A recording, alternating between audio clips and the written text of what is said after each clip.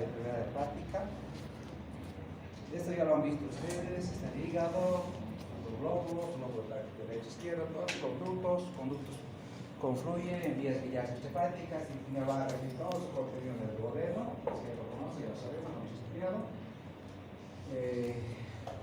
Bueno, la unidad funcional siempre es el hepatocito, ¿no? Ahí está, radica cualquier alteración relacionada con el hígado va a estar acá en el hepatocito. Y esto por histología ustedes lo han visto, ¿no? Lo han estudiado, como el hepatocito, la arteria portal, la vena central, los nudillos. Con la tríada portal, hepatocitos, canalículos, lo saben, la tríada portal. Si tienen algunas imágenes, esta también la conocen. Miren, la arteria periférica de la porta, sistema linfático, donde nace el sistema linfático, donde nacen los conductos biliares, todos van a un conducto biliar principal, la sangre va llegando a través de la arteria hepática, de la vena porta y va drenando su cortina acá principalmente en los sinusoides, ¿no? Estos sinusoides son una función muy importante, ya vamos a ver más adelante. Entre los sinusoides acá hay células endoteliales, entre las células endoteliales y los hepatocitos hay un espacio, el espacio de diseño. Es importante la fisiopatología hepática, acá están las células de Kupffer, funciones inmunológicas, un poquito, porque ustedes ya lo conocen, esto también ya conocen. No lo mismo, pero un poquito más agrandado, ¿no? Cómo se originan los conductillos, dónde nacen, dónde revierten, cómo llega la sangre, venas, células, y esa es la cantidad de sangre, por ejemplo, que llega a 450 ml. Representa el 10% del dato cardíaco, ¿no? Una de las funciones principales y muy importantes tiene que ver con la circulación, chicos, ¿no? Almacena mucha sangre. Miren, toda irrigación hepática, ustedes ya saben de dónde viene. Esta es la cantidad de 1350 ml por minuto que está llegando al hígado. Una tercera parte lo hace a través de la arteria hepática. Y las 2/3 partes lo hace a través de la vena porta. Ustedes saben, y hemos estudiado con ustedes, esta famosa circulación es blanca. Es como, por ejemplo, esto es importante en digestivo, es muy importante, la circulación es blanca. Se tiene que conocer como la circulación mayor, la circulación menor en los pulmones y la circulación esplánica. ¿Cómo llega la sangre a todo el tubo digestivo? ¿No? ¿Y cómo se retorna del tubo digestivo hacia el hígado? Eso de circulación esplánica. Entonces, ¿de qué consta la circulación esplánica? Entonces, eso en fisiología lo han llevado. Vamos a ver.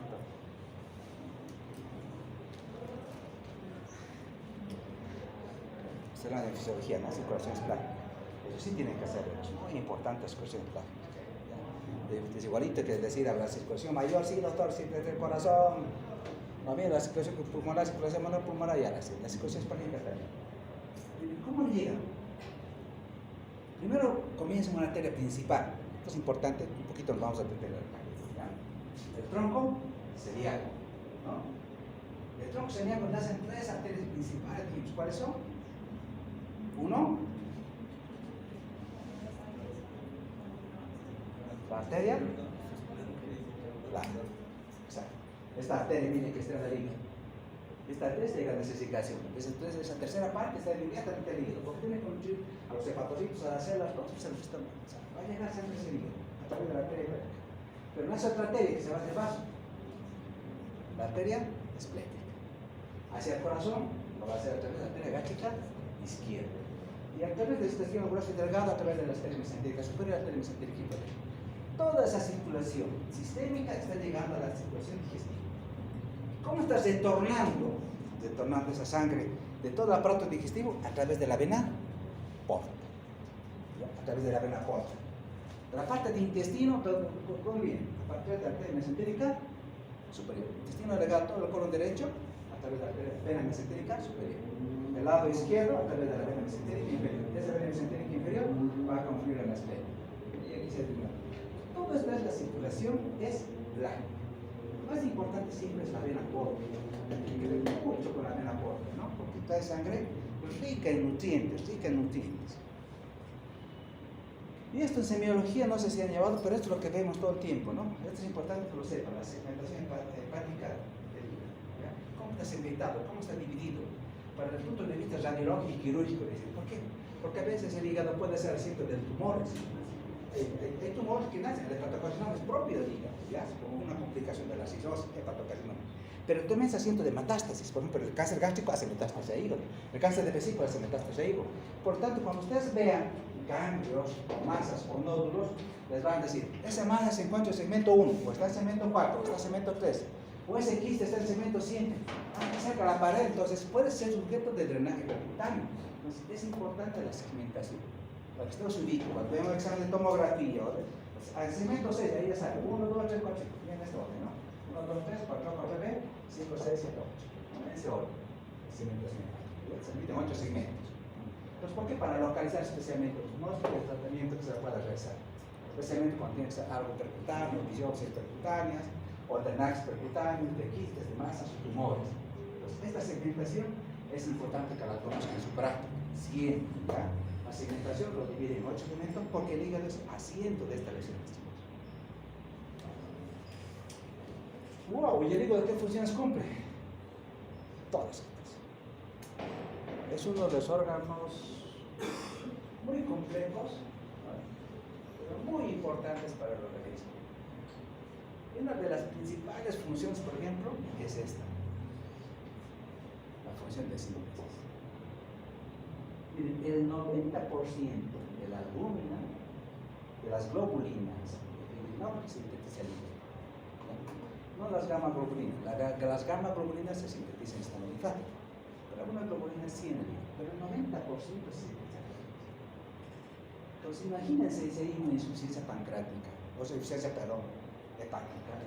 El hígado va a perder esta función de síntesis. Es asiento de depósito de vitamina A, se depósito de vitamina B12, se depósito de hierro, activa y sintetiza de vitamina D, por ejemplo, sintetiza sales biliares a través del colesterol. Una función principal del hígado, por ejemplo, es sintetizar colesterol. ¿Ya? Y ese se absorbe, el intestino absorbe colesterol y sintetiza todas las grasas para que el hígado sintetice colesterol. Y a partir del colesterol se sintetizan todas las sales biliares. Y las sales biliares son fundamentales en la digestión porque emulsifican las grasas y principalmente permiten la absorción de vitaminas liposolubles. La A, la B, la E y la K. La deficiencia de esas vitaminas, por ejemplo, cuando hay una obstrucción de la vía biliar, la deficiencia de vitamina K, ¿qué va a hacer? Prolongar el tiempo de protomina, porque el hígado, como he dicho, para sintetizar factores de coagulación, requiere vitamina K. Y si la vía biliar está obstruida, esa vitamina K no se va a observar porque no está llegando a sales biliares y las sales biliares no la están absorbiendo. Por lo tanto, sus tiempos de coagulación se van a prolongar. ¿Ya? Si hay una obstrucción crónica de la vía biliar, un ampuloma, un cáncer, un colangiocarcinoma, el paciente va a tener deficiencia de vitamina A, ceguera, deficiencia de vitamina D, va a tener osteoporosis. Entonces, la función de las sales biliares es importantísima. ¿Ya? El 80% de todo el colesterol que sintetiza lo va a hacer para sales biliares. El 20% sobre las membranas epicélicas. Excreta, bilirrubina, glucosamina. Tiene funciones importantísimas. Glucogenólisis, gluconeogénesis. Tiene que ver con los hidratos, proteínas, lípidos y almacena principalmente sangre. Entonces, tiene funciones muy importantes. Ustedes ya las han estudiado en fisiología, en fisiopatología, pues ya la conocen, ¿no? Pues vamos a ver qué pasa con este hígado cuando se enferma. Cuando tiene una enfermedad hepática de larga tarde. Vamos a hablar de hepatopatía crónica, cirrosis y sus complicaciones. Hepatopatía crónica. ¿Cómo se la define una enfermedad hepática crónica? ¿Cómo la define la OMS? Dice, ¿qué es la enfermedad de la hepatopatía crónica? Dice primero que es un proceso difuso. Difuso, ¿qué significa? Que va a comprender todo el hígado. No se compromete por segmento, ¿no? Toda la glándula hepática. Difuso. Caracterizado principalmente por dos cosas. Hay fibrosis, y vamos a ver cómo se produce la fibrosis. ¿Quién se encadena de hacer fibrosis? Este fibrótico, ¿no? Y se altera toda la estructura hepática. Y empieza a ver los nódulos vesículas. Fibrosis y nódulos, típicos de una enfermedad hepática de larga edad, ¿no? Y las formas más graves, avanzadas o terminales de esta enfermedad, ¿no? Eso se acompaña de cicatrización y mayor organización, y ahí hablamos de cirrosis. Todas las enfermedades hepáticas, independientemente de la etiología, que sea nórdica, sea por estatosis no alcohólica, sea hepatitis o viral, sea autoinmune, todas comparten las mismas características clínicas, bioquímicas y fisiopatológicas, histológicas. Es lo que vamos a ver. todas comparten esas mismas características. De las causas más frecuentes, miren, cuánta etiología, cuántas cosas pueden ocasionar cirrosis.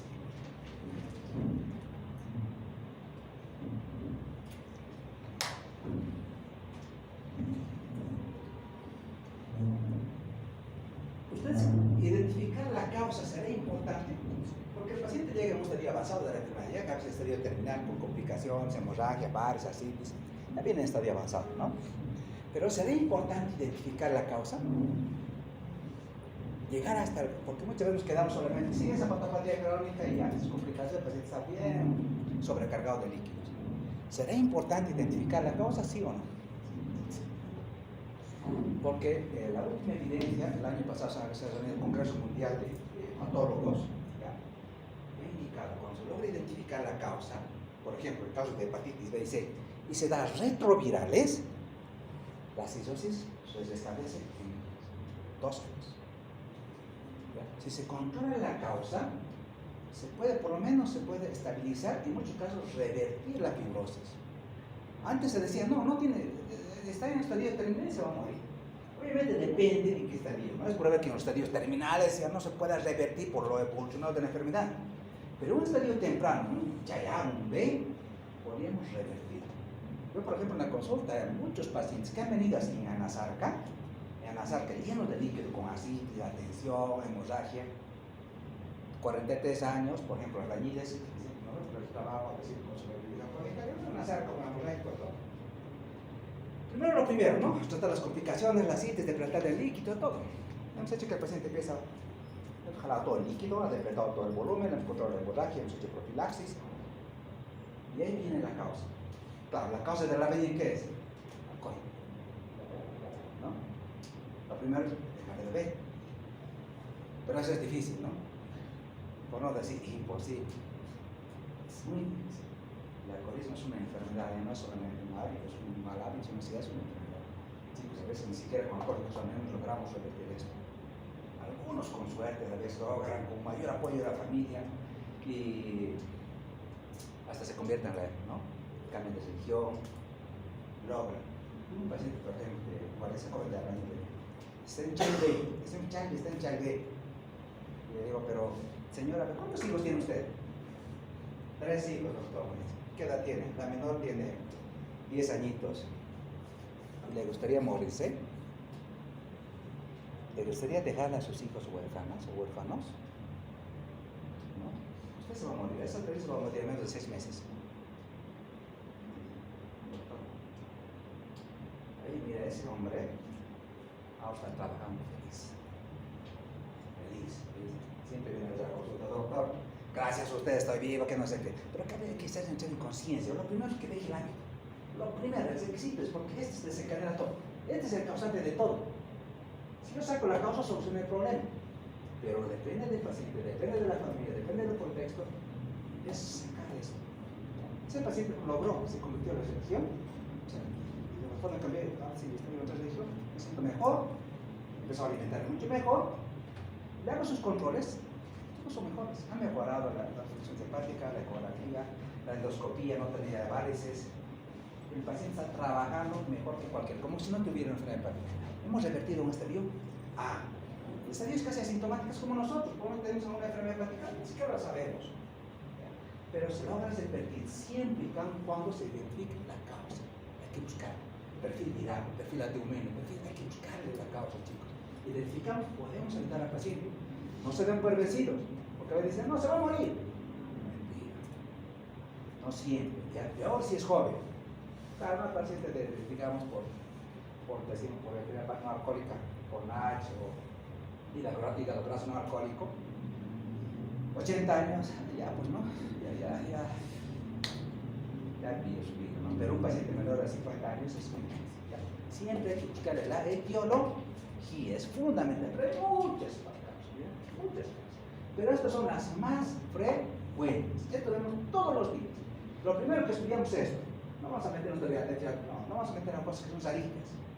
Cuando no logramos identificarse, sí pasamos a estas otras, ¿no? Buscar causas vasculares, vamos a buscar otras causas más. Pero esto es algo en concreto que preferimos todo, pasamos a eso.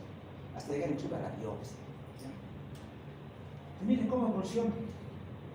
Una paciente que consume bebidas alcohólicas, se va a causar muchísimo alcohol, ¿qué ocasión? Primero, un depósito de grasa en el hígado.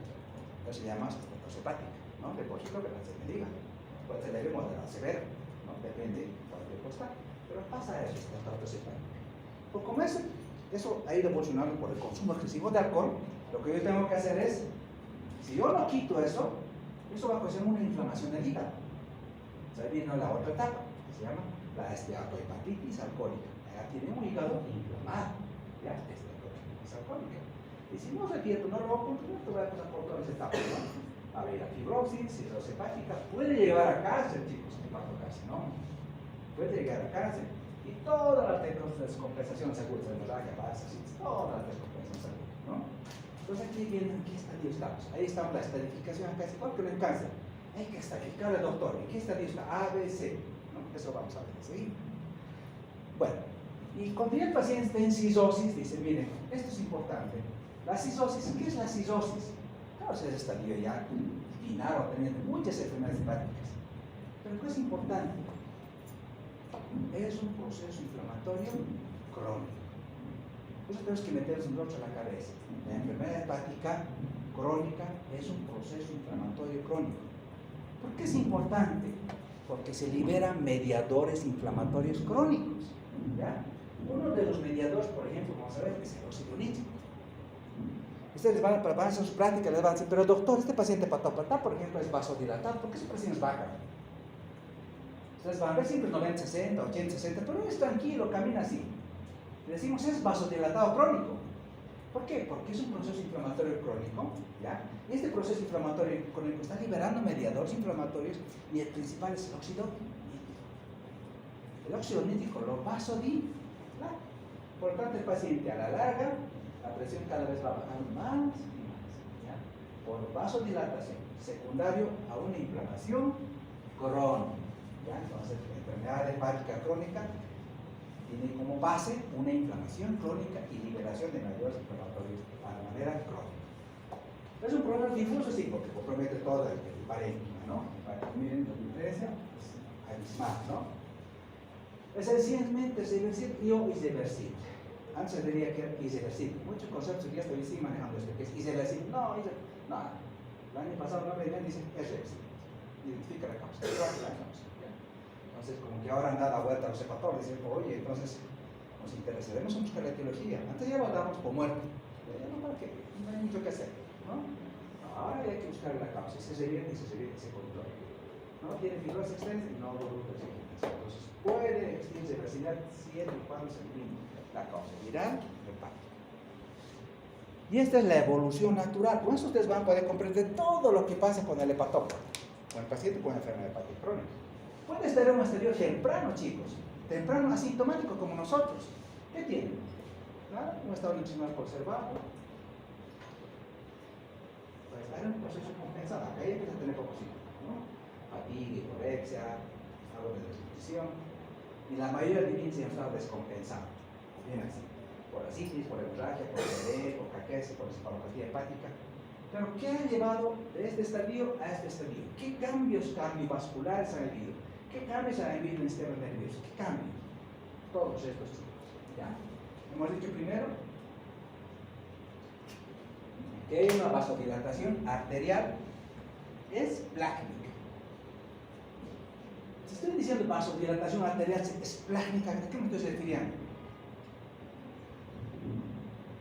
La circulación esplácnica. ¿Ya? De toda esa arterial y venosa, circulación arterial y venosa esplácnica, todo está vasodilatado. La sistémica y la local. Bueno, la sistémica baja. Por ejemplo, la presión arterial es igual a gasto cardíaco por resistencia periférica. ¿No es la formulita que nos ha enseñado? Si baja la resistencia periférica, baja la presión arterial. ¿Cuándo la baja la resistencia periférica? Por vasodilatación, ¿no? Y en su caso, a medida que se va vasodilatando, la presión arterial va a ir. La reserva cardíaca también al principio, por ejemplo, ¿qué hace el corazón? Como está vasodilatado, va a tratar de compensar. Es decir, se crea una falsa hipovolemia. El corazón está normal lleno de líquido, lleno de sangre. Se vasodilata, la mitad está con contenido y la mitad con vasodilatación. Entonces hay una vasodilatación relativa, falsa vasodilatación. Entonces es como que el corazón dice, me falta volumen, y empieza a taquicardizar. Ya voy a mandar más sangre a estos tejidos. Claro, la vasodilatación ocasiona hiperperfusión, entonces empieza a haber taquicardia. Al principio la reserva cardíaca es buena, pero después ya no es suficiente. El gasto cardíaco baja, porque el corazón también tiene que cansar, ¿no? Y la presión también va a bajar. ¿Ya? Al principio, por ejemplo, hay igual. Hay activación de sistemas de química que presionan el sistema nervioso simpático porque tienen que hacer vasoconstricciones plásticas, sistémicas, ¿no? Se activa ese sistema como un mecanismo compensador, pero también eso va incrementándose progresivamente, ¿no? Y otra cosa que complica también, por ejemplo, es esto, ¿no? A medida que la enfermedad va avanzando, a mayor paso de bacterias desde el intestino hacia el cardíaco. Infecta mucho la citis. La citis, ¿por qué se infecta? Por replicación bacteriana. Pues vamos a ir, por ejemplo, un poquito para entender esto, vamos a ver la fisiopatología. ¿Qué pasa en la cistosis? Quiero entender qué pasa, qué cambios hay, cómo suceden todos estos eventos. Pero primero hay una insuficiencia hepatocelular. Es decir, que el hígado está perdiendo las funciones de síntesis, no la está cumpliendo. Miren, todas estas funciones las tiene. Todas esas funciones las está perdiendo de manera progresiva. Claro, y eso parece que repercutir en todos los organismos, Y me pregunto, ¿por qué el doctor, por ejemplo, el paciente tiene sarcopénico? Tiene esa semiología, digamos, esa fase, esa constricción de escarabajo. Tiene la vasijita grande y los pies bien delgaditos, sarcopenia, ¿ya? Pérdida de masa muscular, está delgado, desnutrido. Claro, porque primero, no sintetiza todas las proteínas que tienen que sintetizar. Y dos, no tiene sales biliares, nada se absorbe. Todos esos cambios tienen que ver con la pérdida de la función de los hepatocitos. Sí, empieza a haber hemorragias, empieza a haber todas estas funciones que tiene el hígado, de desintoxicar. Por ejemplo, la amonía en urea no la puede desintoxicar, se forma vía hepática, muchas complicaciones. Ese proceso inflamatorio, ¿qué va a hacer? En el hígado hay dos alteraciones. Hay una alteración estructural y una alteración vascular. La alteración estructural es con esa alteración estructural del parénquima hepático, que ha entrado en una etapa de fibrosis, ¿ya? De fibrosis hepática. Obviamente, si hay una fibrosis, ¿en dónde va a repercutir primero? ¿En la vena porta? Porque la vena porta, ¿cómo va a estar su flujo? Alterado, ya no va a ser el mismo, hay resistencia a su flujo normal. Tiene un flujo normal fluido.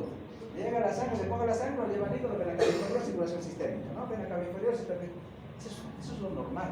Pero cuando yo encuentro una barrera, porque resulta que el hígado cada vez está más fibrótico, hay resistencia al flujo. Si hay resistencia al flujo, va a haber hipertensión portal, aumento de la presión de la vena porta. Y se produce por dos cosas, vamos a ver, por una alteración estructural y otras por mayor vasodilatación o circulación hiperdinámica. La presión de la vena porta, por ejemplo, es igual a flujo portal por resistencia. Claro, hay mayor flujo de la vena porta, pero no puede pasar. A su vez hay mayor resistencia en el hígado porque no lo deja pasar. Entonces, mayor flujo portal, mayor resistencia al flujo, hipertensor portal. Pero la vena porta, como consecuencia de esa fibrosis hepática, aumenta la presión, aumenta su presión. Su presión normal de esta vena porta es de 3 a 5 milímetros en mercurio. Eso es lo normal. Dice, miren, se llama hipertensión portal cuando es mayor a 5 milímetros. A medida que va subiendo la presión, miren, se llama hipertensión portal clínicamente significativa, que podría traducir clínica, es cuando es mayor a 10 milímetros de mercurio. Y cuando la presión va subiendo más, por ejemplo, a 12 milímetros de mercurio, el paciente tiene hemorragia de intestino. Esto ya se repercute en todo, en todos sus vasos, ¿no? Hipertensión arterial. Entonces, mayor a 10, hipertensión arterial clínicamente significativa. Esa es la hipertensión portal, pero intrahepática. La hipertensión portal puede ser por otras causas, prehepática, suprahepática, no. Pero esa es intrahepática. Pero esta hipertensión portal tiene dos componentes para poderlo entender. Uno, como he dicho, hay un componente, hay resistencia al flujo en los circuitos hepáticos, hay resistencia al flujo venoso normal, por dos componentes. Uno es el mecánico y el otro es el vascular. El componente mecánico y el componente vascular. La otra explicación fisiopatológica es que hay mayor circulación en la vena porta. Eso se llama circulación hiperdinámica. ¿Por qué se da eso? ¿Qué pasa con lo primero? Con la resistencia al flujo, que tiene que ver con los sinusoides. La base de la fisiopatología, chicos, la base de la fisiopatología de la enfermedad hepática, cirrosis hepática, tiene que ver con esta célula, con la célula estrellada. La activación de la célula estrellada por este tóxico va a hacer que estos espacios de diseño, ojo, entre el hepatocito y los sinusoides hepáticos, se depositen colágeno. Y entonces, preguntan, ¿cuál es la base de la fisiopatología de toda esa alteración? Tiene que ver con la activación de la célula estrellada. Esta es la base. Si no hubiera esta activación por ese tóxico, no había depósito de colágeno, no había fibrosis, no había neurodegeneración. Entonces, la base es la activación de esta. Entonces, secundariamente empieza a hacer dos cosas. Miren, si nosotros comparamos esto con este otro lado, que es normal, por ejemplo, los sinusoides aquí, ¿cómo están? Normal es que estén en un diámetro normal. Pero este mismo sinusoide, vamos a ver qué pasa acá. Va a disminuir, está bajo constricción. Disminuir su luz, la primera constricción de los sinusoides. Dos, miren, ¿qué pasa con las fenestraciones, los poros con los que filtran del hepatocito a la sangre? Estos poros también van disminuyendo. Se defenestran, se alteran la permeabilidad del endotelio. ¿Ya? Entonces, estos cambios, activación de la célula estrellada, depósito de colágeno, constricción del sinusoide, defenestración de los sinusoides, son la base de esta alteración estructural que ocurre en el hígado. Esta es lo más importante. Una, la alteración estructural tiene que ver con la activación de esta célula, la célula estrellada. La célula deposita colágeno en este espacio que se dice, se encuentra entre el hepatocito y el endotelio. Pues cada vez se va depositando, entonces cada vez más el espacio de la defenestración va aumentando, la constricción también ya, y hay mayor resistencia al flujo de los sinusoides y otros, ¿no? Pero no solamente tiene que ver con esa alteración estructural, tiene que ver también con ese componente vascular. Dentro del hígado, dentro del flujo sanguíneo, tiene dos cosas, tiene que alterar el flujo en el hígado. Por un lado, dice, hay una vasodilatación esplácnica en toda esa circulación esplácnica, también la sistémica, ¿ya? Entonces, por eso el paciente está vasodilatado. La circulación esplácnica también hay vasodilatación. Si hay vasodilatación, mayor flujo de sangre. Hay mayor flujo de sangre. Entonces, la circulación se hace más hiperdinámica, más rápida, más rápida. Se llama circulación hiperdinámica, hiperdinámica. ¿Quién es el responsable? El óxido nítrico. El óxido nítrico, por un lado. Y por otra parte, como hemos dicho, hay una alteración estructural dentro del hígado, pero también hay una alteración que hace que los sinusoides hepáticos estén constritos. Hay vasoconstricción intrahepática, que también evita un flujo venoso portal. ¿Pero de quién depende? De la endotelina 1. Miren, hay fibrosis, pero también hay vasoconstricción. ¿Qué hace la vasoconstricción? ¿Qué hace que el flujo venoso portal esté alterado? La endotelina. ¿Ya? ¿Qué hace que llegue mayor sangre? El óxido nítrico. Por eso hemos dicho, hipertensión portal es igual a resistencia por flujo venoso, ¿no? Flujo venoso por resistencia. Entonces, como llega mayor flujo venoso, fruto de esta vasodilatación, actividad sistémica, fruto del óxido nítrico, además hay una resistencia en el parénquima, también no solamente estructural, sino también funcional, vascular por la endotelina. Hay hipertensión portal. Ya, esa es la explicación de la hipertensión portal. Por lo tanto, vamos a entender esto, chicos, ¿no? Mayor liberación de óxido nítrico, mayor vasodilatación, mayor vasodilatación sistémica o hipertensión portal. Y si hay hipertensión portal, ¿qué va a pasar con sus afluentes? Hemos dicho acá confluye la vena mesentérica superior, ¿no ve? La vena esplénica, la esplénica, la gástrica, todas las complicaciones que tienen que ver con el hígado. ¿Cuáles son? Las varices esofagogástricas, ya tienen ustedes hemorragia por hipertensión portal, por estas varices esofagogástricas.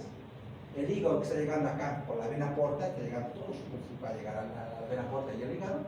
Entonces también se retorna el hígado, se redistribuye ese flujo sanguíneo desde el vaso y el vaso crece. El vaso tiene esplenomegalia por redistribución de flujo sanguíneo. Y hemos dicho, por ejemplo, esta esplenomegalia tiene una explicación porque esto me va a ocasionar anemia, pancitopenia por secuestro esplénico, todo bajo, glóbulos rojos, glóbulos blancos y plaquetas. Entonces, ¿tiene secuestro esplénico? Sí, eso ocasiona pancitopenia por esplenomégalia. Por ejemplo, aquí viene la vena mesentérica inferior. Pero la vena mesentérica no tiene que ver con las venas rectales. Es la que va a llegar hasta las venas rectales. Y este paciente es lógico que tiene hemorragia axial, o sea, por varios hemorroides. ¿Por qué? Porque también están congestionado. ¿Qué pasa, por ejemplo, con la vena umbilical? Se recanaliza. Como se recanaliza, ustedes van a tener circulación en cabeza de nebulosa por recanalización de la vena umbilical. Ustedes tienen que explicarse por qué de todo. ¿Por qué hay esto, doctor? ¿Por qué hay esto? ¿Por qué hay esto? Tienen que explicarse para lo que se pregunta por qué se produce las lesiones de la cabeza nebulosa por declaración de la vena umbilical, fruto de una hipertensión total. Porque está redistribuyendo el flujo, o cuando la hipertensión portal es mayor a 12 y es significativo. Entonces, por eso se produce el signo de medusa, se producen los hemorroides, las varices, ¿no? Por redistribución del flujo venoso por hipertensión portal, ¿ya? Por hipertensión portal. Bueno, hemos dicho esto también, se explica en el cuadrito que hay disminución cerebral cardíaca, pero también aumento de sistemas inmunológicos y sistema nervioso, ¿no? Y al final hay que tener mucho cuidado, es que todo el paciente en estadio terminal que tiene así siempre está infectado. ¿Por qué? Porque tiene translocación bacteriana. ¿No? Como hay aumento de la permeabilidad, está vasodilatado, va a haber translocación y el líquido se infecta. Entonces, un paciente con cirrosis, ¿cuáles son las complicaciones? Va a haber insuficiencia hepatocelular, hipertensión portal, varices, índices, esplenomegalia, hipertrofia, hemorragia, encefalopatía hepática. Eso ya nosotros decimos son complicaciones agudas, son descompensaciones agudas de un paciente con una enfermedad hepática de la garganta, que ya es de un estadio cirrótico, ¿no? Un estadio avanzado de enfermedad hepática. Entonces ya tiene todas estas complicaciones. Y lo que nosotros más lamentablemente tenemos que empezar a manejar las complicaciones, ¿no? La encefalopatía, la hemorragia, y eso vamos a ver más adelante. ¿Y cómo se hace el diagnóstico? Esa es la fisiopatología. Ahora, ¿cómo hacemos el diagnóstico? Vamos a ir paso a paso. ¿Cómo ustedes en su práctica pueden hacer el diagnóstico de una enfermedad hepática? ¿Ya? Vamos a ver primero, pasos con pasos. Paso 1, paso 2, paso 3. ¿Cuál es el paso 1? La historia. Siempre es fundamental la historia. Si el paciente tiene ictericia, ¿qué tiene? O tiene un problema en el hígado o tiene un problema en la vía biliar. Listo. Un paciente de la tercera edad. No hay más. No es vía biliar o es hígado. Lo voy a estudiar. Pero algo relacionado tiene. Si el paciente viene así, ¿no? Entonces, los antecedentes son fundamentales, chicos. El consumo de drogas, tabacos, tóxicos. Y últimamente, los medicamentos que tienen que ver con la medicina tradicional. Dice la herbolaria. Ahora dicen Gili, pero ya son, digamos, hepatotoxicidad por medicamentos tradicionales, ¿ya? Medicamentos que dicen en la medicina tradicional.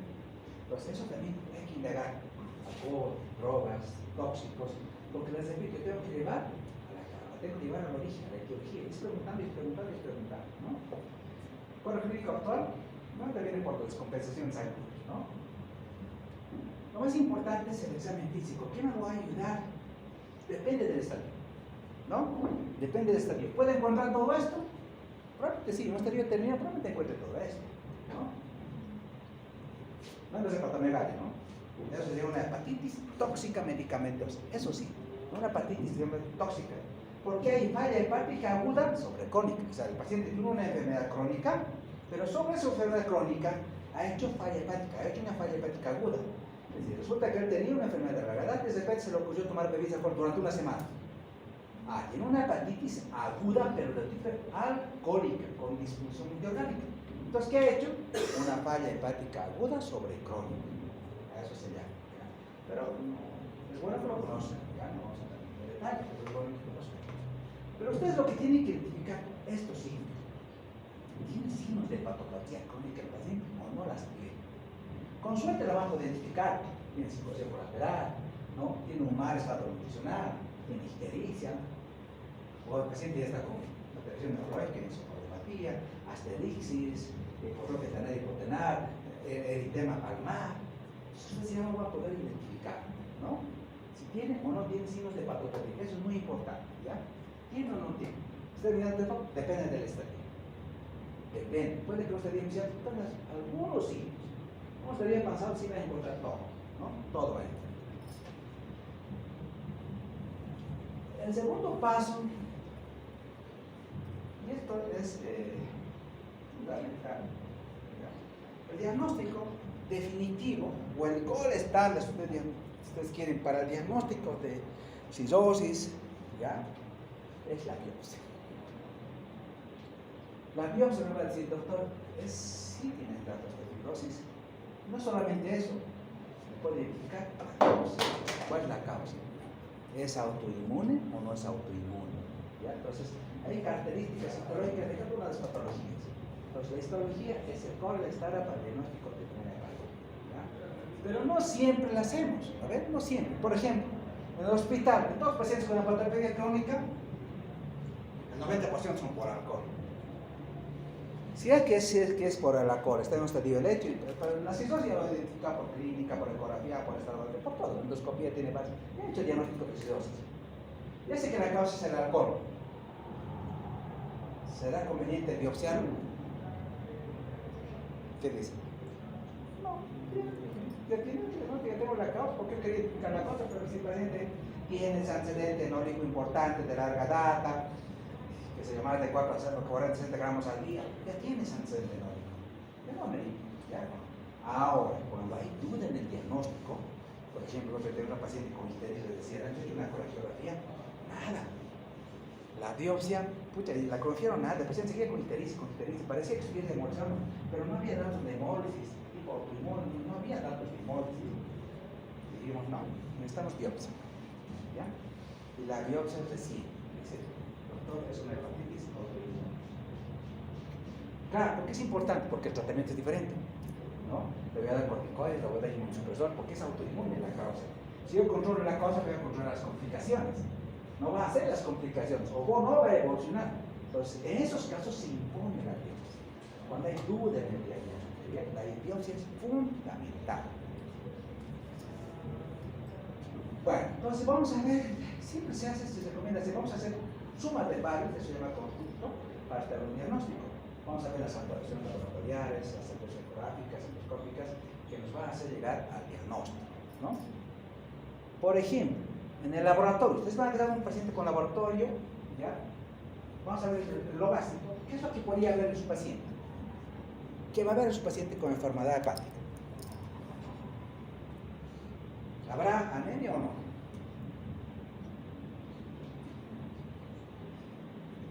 Sí. En un estudio avanzado de enfermedad. Los rojos están bajos. Inclusive, dice que no ha sangrado. No ha sangrado en ningún momento, no tiene anemia, no sangró, pero tiene anemia.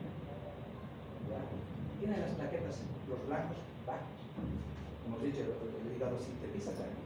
El hígado sintetiza todo la trombocitopenia. Este es un marcador importante. Mientras más bajo está la trombocitopenia, que significa que hay mayor secuestro esplénico, es probable que haya por esplenomegalia. Entonces disminuye, como un estadio avanzado de la enfermedad, las tres cosas, ¿no? Son rojos, blancos y plaquetas.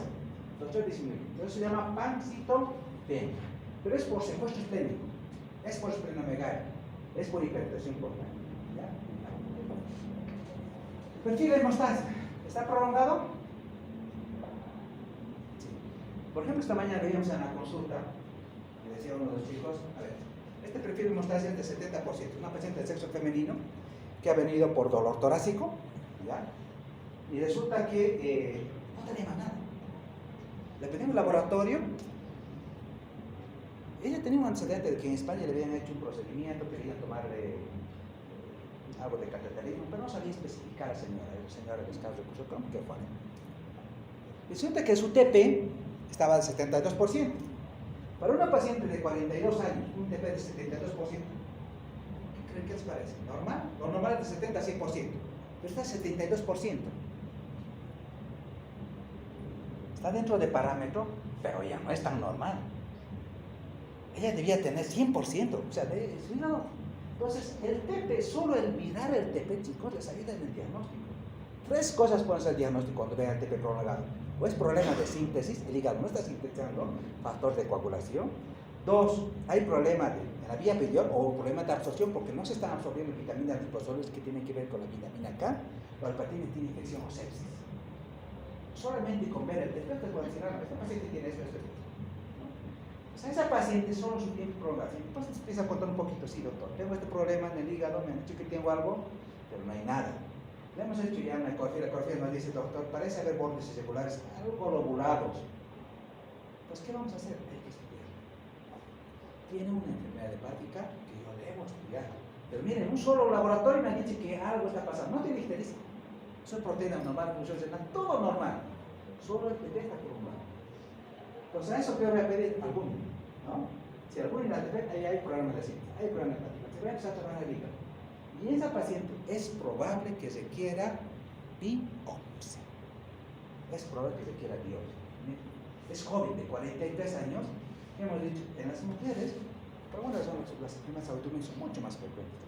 Las autoinmunes, las colangitis, hepatitis autoinmune, las colangitis ya primarias, todas son muy frecuentes.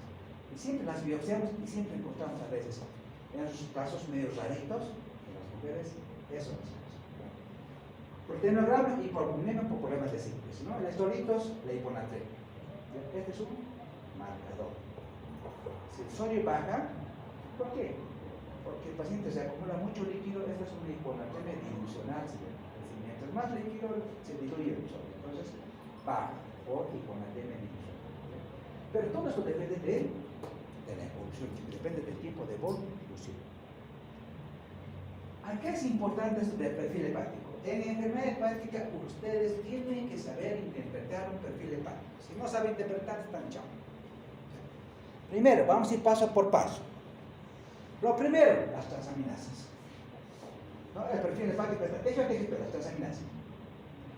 Estas son enzimas, chicos, de daño hepático agudo. Cualquier cosa que me dañe el hígado, una hepatitis viral, tóxica, medicamentosa, isquémica, agudo, lo primero que ve me alterar las transaminasas. Se disparan. 500, 1000, 5000, 10000. Su paciente con hepatitis viral tipo A, pues no tiene ictericia en la primera semana, va a tener a partir de la segunda semana ictericia. Cuando tiene ictericia, es es hepatitis, pero antes ya tenía el paciente una semana antes, con una fase prodrómica y ya de manifestación clínica, tiene náuseas, vómitos, incoherencia, más nada, chico. Pero si ustedes le piden sus transaminasas, estas están alteradas. ¿Ya? Entonces, estas enzimas, las transaminasas, son enzimas de daño hepático agudo. Entonces, como ustedes vean que está alterado esto, arriba de 500 bien, tiene alguna enfermedad hepática aguda. Hay agudo. Lo primero, cuando está sospechando de hepatitis, pide las transaminasas y fíjense primero esto. Estos se suben directamente así. 500.000 chicos, se suben 10.000, 5.000. El paciente hepatitis pide así, ¿cuántas sus transaminasas? Está en 1000, doctor, la TGTP está en 1500. Hay una hepatitis viral. Es una hepatitis aguda viral. Esta enfermedad viral está haciendo o una lesión hepática aguda del hígado, obviamente, ¿no? Pero que está haciendo que se eleven estas transaminasas. Entonces, siempre vean transaminasas. Esto, piensen que el paciente le está indicando daño hepatocelular agudo. ¿Ya? Nunca solo. Estas dos siempre les preguntan, ¿cuál es la específica del hígado? La TGP. Es la que se sintetiza específicamente el hígado. Es específica, esa es la que se altera más. La TGO se sintetiza en el músculo, y no en el cerebro, no es tan específica. Pero en el caso de, digamos, cuando la TGO es alcohólica, hay inversión de esta relación. Normalmente la TGO se sube 3 a 2, la relación. Hay más TGO que TGP. Cuando dice inversión de esa relación, es etiología alcohólica. Ya he hecho el diagnóstico, ¿no?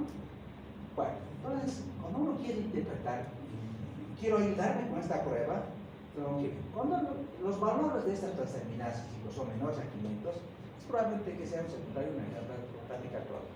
En muchos pacientes no sube más de 100, 20, 30, 50, porque no hay un daño hepático agudo, el daño hepático es crónico, entonces esto no se altera. ¿Ya? Son muy sensibles estas enzimas, por si enzimas, aminotransferases, se eleva muy rapidito, pero en cuadros agudos. Cuando es mayor a 500, chicos, hay daño viral, tóxico, lo que ustedes quieran. La otra Otra prueba que ustedes tienen que saber, hemos dicho, las pruebas de lesión es la 1. 2 son las pruebas de síntesis. ¿Ya?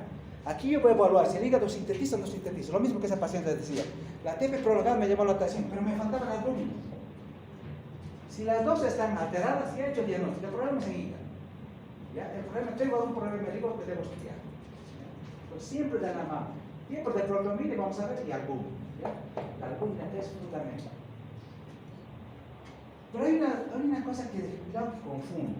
¿Ya? Esos son sus valores, fotocíclico. Sabemos de que la presión alcohólica del plasma depende de esta albúmina, el mantiene el líquido ahí en el vascular, ¿no? Y esta es la cantidad diaria que digo, 10.5 gramos de albúmina es fundamental. ¿Ya? Pero ojo, dice, la albúmina disminuye en pacientes con cirrosis avanzada secundaria a disminución de síntesis. Su vida media es importante. Cuando hay una falla hepática aguda, las trascendencias pueden estar altas, pero los tiempos se prolongan. Si el paciente se ha consumido, digamos, más de 10 gramos de paracetamol, va a ser una falla hepática aguda, ¿no? Porque el paracetamol es hepatotóxico. Pero esta no se va a alterar, albúmina. Pero sí se va a alterar el tiempo de clotomina. Ese se va a disparar. ¿Ya? Este no, ¿por qué? Por su vida media. En la sangre está circulando 14 a 21 días. O sea, por esta vida media larga, esta no se altera. Pero sí en una hepatopatía crónica, sí. Por lo tanto, no es un buen indicador para disfunción hepática aguda. No me sirve. Me sirve para disfunción hepática crónica. No se confunda, ¿ya? Prueba de síntesis, vida media, por su vida media, no me sirve. Ojo, eso lo voy a preguntar en el examen, ahí anotando. Fácil, está, ¿no? Tiempo de protomina, hemos dicho todo. Entonces, dentro de las pruebas de síntesis, sobre todo se hay que tomar en cuenta. ¿Ya? Este es su porcentaje, se medimos en segundos, se mide en INR o porcentaje de no quiero más fácil por eso, ¿no? 70-100% es más activo, ¿no? Perfecto. Todos los factores de coagulación dependientes de vitamina K o vitamina K dependiente, ¿no? A través de ahí, el hígado lo va a sintetizar. ¿Ya? El principal insumo, ¿no?, para que sintetice factores de coagulación, ¿cuál es? La vitamina K. Si no hay vitamina K, no se sintetiza el factor de coagulación. Ojo. Entonces se quiere vitamina K. Esto es muy, muy importante. ¿Ya? Entonces hay que ver si el tiempo está prolongado, déficit de absorción de vitamina K. Está cuantipoblante, mala absorción, cualidad crónica. El tiempo de protomina sí es un indicador confiable de falla hepática aguda. Este sí se va a disparar. ¿Ya? ¿Por qué? Porque los factores de coagulación tienen una vida muy cortita, 12 horas, 4 o 6 horas. Entonces, sí, falla hepática aguda, este se dispara. ¿Ya? Entonces, el tiempo de protomina constituye un marcador de severidad y pronóstico de falla hepática aguda. Pues tenemos pruebas, de lesión y puria daño hepático. Tenemos pruebas de síntesis y estas pruebas de colestasis ustedes ya las conocen, ¿no? El perfil mixto, objetivo, colestásico mixto, ya la conocen. Entonces, esas 3 pruebas o sí las tienen que saber como médicos generales. Tienen que saber interpretar, porque tienen que interpretar un hepatograma. De ahí depende el diagnóstico o el manejo de los pacientes. Un perfil hepático es fundamental. Bueno, si yo le hago una ecografía a este paciente, ¿cómo va a estar su hígado? Como todos los pacientes con enfermedades de la crónica también, ¿no? Los riñones pequeñitos, hiperhipogénicos, pierde su relación corticomedular, igual, ¿no? Entonces, igual acá empiezan a disminuir de tamaño. Entonces, el hígado se hace por ser más fibroso, empieza a disminuir tamaño, sus botes se hacen globulares, años globulados, hay hiperecogenicidad del parénquima, entonces hay ganas de fibrosis hepática. Entonces, la ecografía va a ir a eso, ¿no? Pero además la ecografía nos va a dar algunos datos indirectos de hipertensión portal. Te dice esplenomegalia y ascitis. Y te lo colocan abajo, ¿no? Como datos indirectos de hipertensión portal. Esplenomegalia y ascitis. Te dice que ya tiene hipertensión portal, ¿no? O la cistosis. Estos están los diagnósticos y las complicaciones también. Entonces, para ver si en un estadio inicial, al comienzo, en un estadio compensado, siempre pedimos una elastografía. ¿Ya? Eso es para ver rigidez hepática. se llama el triboscan, ¿ya? Y cuando estamos en 4 o 5 días, ¿no? Podemos ver la rigidez en base a esas ondas que ocurren. Vamos a la rigidez hepática. Se llama elasticografía o de transición o fibroscan. Se eliminan decibelios y todo lo demás. Pero esto es para ver si sí, ¿no? Cuando el diagnóstico no es concluyente. Cuando es concluyente no necesita hacer ya ecografía, porque ya has hecho el diagnóstico. Entonces, si yo necesito hacer endoscopía, sí. ¿No? Porque un paciente, ese paciente que hemos hecho hoy día, wow, ya tengo datos, yo voy a ver si en la endoscopía hay algo. Si en la endoscopía me dice, doctor, ¿tiene varices? Entonces por hipertensión. Si no tienes varices, bueno, esta vez todavía no está hipertensión temprano, es probable que no tenga hipertensión portal. ¿No? Probablemente no es todavía este estadio avanzado, ¿cuál es el estadio 2 o no avanzado de su enfermedad? ¿Ya? O B. Pero si hay varices, ya está en un estadio B o C de la enfermedad, ¿no? Y de todas las varices no hay, así como esas varices pueden sangrar, ¿no? Por hipertensión portal.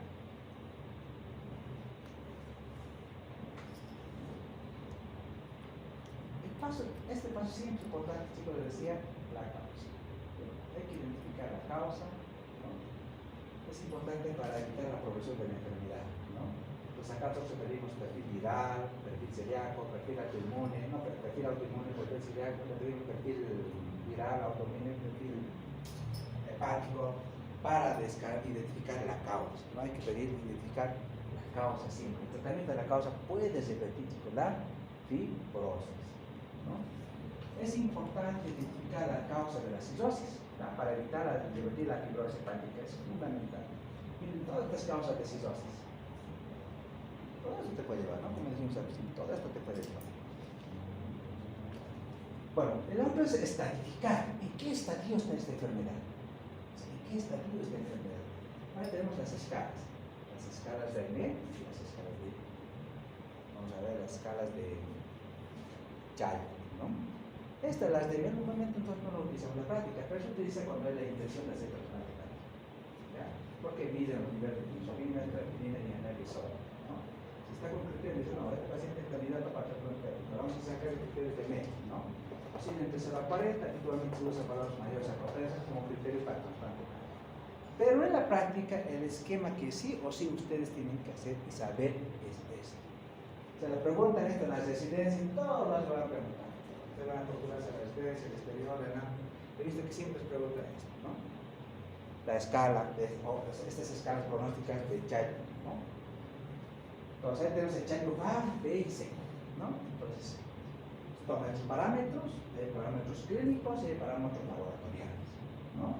Los parámetros clínicos serían la psicología y la ciencia, ¿no? Y los parámetros laboratoriales, la disciplina, si ustedes se fijan en esas variables, por ejemplo, en un estadio avanzado 3 por ejemplo, la bilirrubina, mientras más alta la bilirrubina, la enfermedad está más avanzada.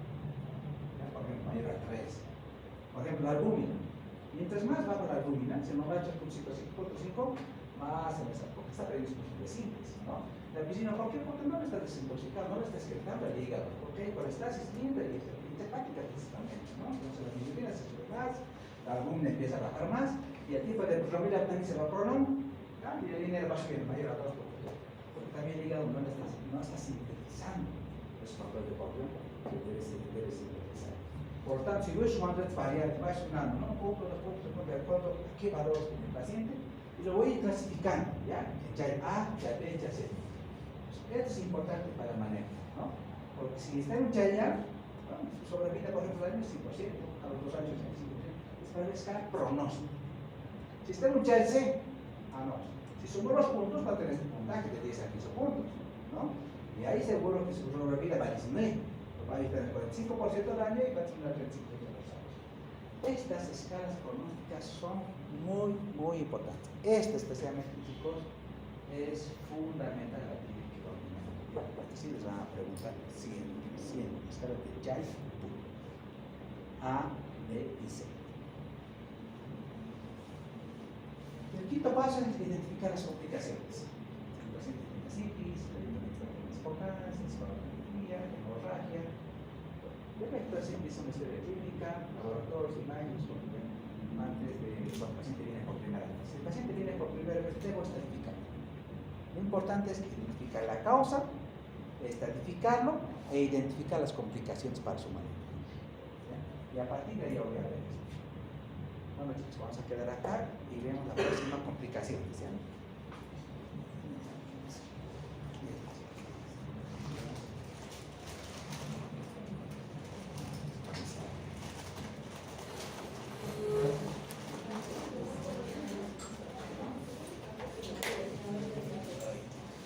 La presentación de páncreas y el subaceno.